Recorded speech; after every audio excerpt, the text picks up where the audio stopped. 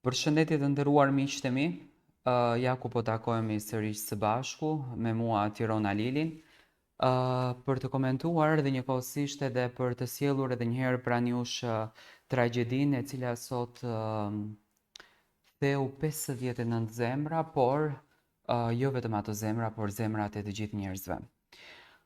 Ne shqiptarët kemi ditur të tregohemi solit, ne shqiptarët kemi ditur të tregojmë zemrën tonë të mirë, edhe kur ka qenë situata e rëndë dhe e vështirë, edhe tek ato të cilët ne në thonjza i kemi quajtur armiq. Në Republikën e Maqedonisë së Veriut sot humbën jetën 59 të rinj. 59 të rinj të cilët dëfreheshin, argëtoheshin dhe po kënaqeshin në një diskotek në qytetin e Koçanit. Nga fishekzjarret të cilat ishin pozicionuar në skenën ku bendi performonte për t'u argëtuar dhe për të krijuar një ambient më të bukur, për të krijuar një atmosferë më të bukur,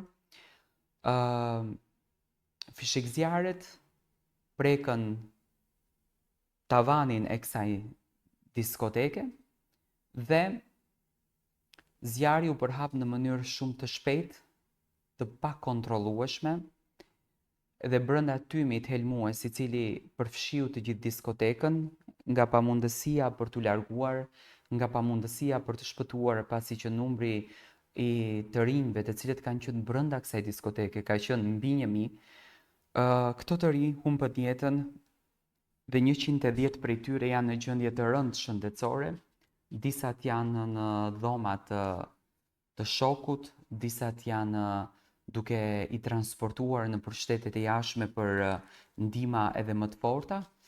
Të rinjt janë të traumatizuar, ato të cilët kanë arritur të shpëtojnë dhe nëpër të gjitha rrëfimet e tyre të cilat i kanë dhënë, kanë treguar dramat, trishtimin, pikëllimin, dhimbjen që ato kanë përjetuar në momentin kur e kanë parë se mbi kokën e tyre po përhapet një zjarr i madh dhe jeta e tyre do mbaron aty.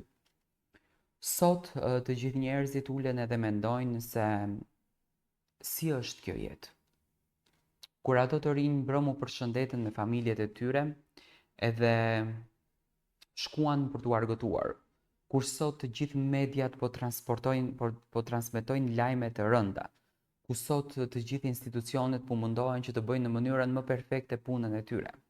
Dhe në shpinë të tyre dëgjojnë shumë fjalë që përgjegjës jeni ju. Prindërit ndjen të penduar për këtë vendimin që kanë bërë mbrëm që fëmijët e tyre të shkojnë atje, po në fund të ditës është punë e Zotit. E ka shkruar Zoti që të ndodhen kështu. Jetojmë në një botë ku mbajmë blef me njëri tjetrin. Jetojmë në një botë ku mbajmë urrejtje me njëri tjetrin. Jetojmë në një botë ku mbajmë mëri me njëri tjetrin. Dhe ajo që unë dua të theksoj në këtë komentim që unë bëj, janë fjalët e një babai të cilin unë e kam sjell në fotografi që ju ta shikoni, i cili thotë: "Ç'më duhet jeta mua kur unë e humba djalin tim 21 vjeç? Ç'më duhet jeta mua pas gjithë kësaj drame të madhe që unë përjetova?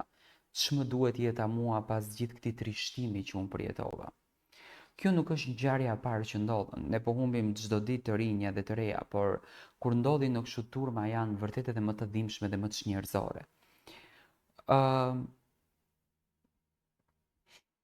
Të rinjt dëshirojnë të ndërtojnë ëndrrën, të rinjt dëshirojnë të argëtohen, të rinjt dëshirojnë të kënaqen, të rinjt dëshirojnë të shijojnë momente të bukura, por ndonjëherë fati tregohet i padrejtë me to. Ne nuk ulemi të mendojmë se ku po shkojmë, çfarë po bëjmë. Kemi devijuar totalisht.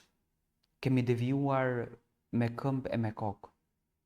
Nuk e dim që vdekja është më afër nesh se gjithçka tjetër.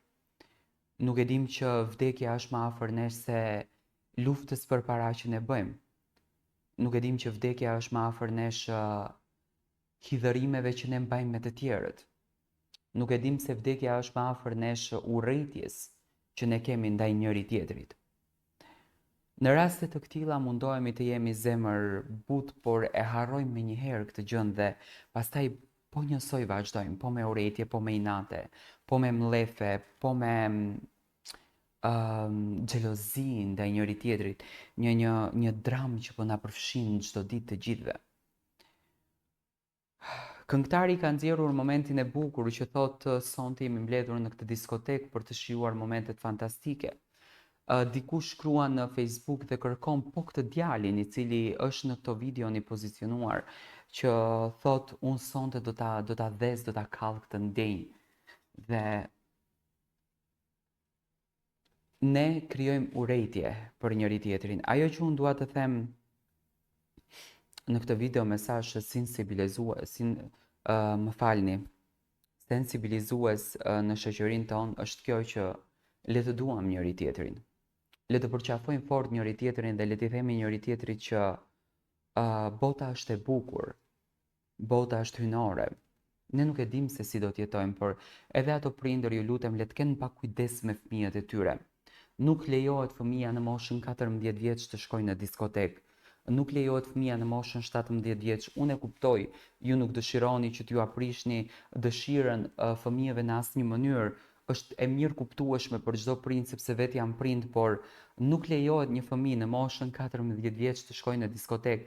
Do të thënë, duhet kemi dhe të respektojmë këtë ligjin e familjes që ka qenë dikur edhe më herë që fëmia qoftë edhe deri në moshën 20 kishte një lloj rregulli në jetë. Sot fëmia vjen në orën 4, në orën 5 në shtëpi. Sot fëmia rrit tër ditën tër natën në rrjetet sociale dhe ne nuk kemi kontroll ndaj fëmijës son.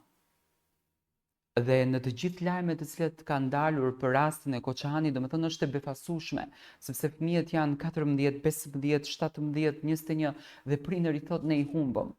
Po me patjetër që do ta humbish, se ai fëmijë i cili nuk është në shtëpi në orën 3 të mëngjesit dhe ti po flen nuk ke kontroll të këtij fëmije, me patjetër që do ta humbish. Në mos një zjarr ai do bëj një diçka. Ai do të shkojë drejt rrugës së gabuar dhe kjo është degenerimi i një rinie e cila po rritet gabimisht. E bukura do të jetë që një fëmijë 14 vjeç duhet të qëndrojë në orën shtëpi dhe sidomos në orën 2, në orën 2 një fëmijë 14 vjeç nuk tolerohet që të jetë në rrugë. Dhe ne sot po qajmë me dënes, sepse ne i vuajmë gabimet tona. Ne i vuajmë gabimet tona. Diskoteka nuk ka patur një vit licencë që nuk kupton, që diskoteka nuk ka patur kushte të mira për ta zhvilluar punën e saj. Dhe ky është gabimi tjetër që po bëhet. Edhe sa do të tolerojmë ne si popull, edhe sa do të tolerojmë ne si qenie që fëmijët tanë të na vriten çdo ditë në sytë tonë. Dhe ne t'i vrasim vetë me duart tona sepse ne kemi toleruar këtë fëmijën.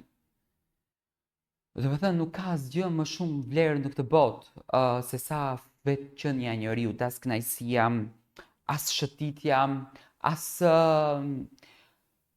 civilizimi një fëmije shumë herë qoftë edhe në një moshë që nuk është në fakt, dhe sidomos ato të cilët mundohen të përfitojnë para nga kjo ngjarje, sepse në këtë ngjarje janë munduar të përfitohen para, domethënë një diskotekë e cila nuk ka mundur të zhvilloj punën e saj, por është toleruar sepse ashtu ka dashur i fortë i lagjes.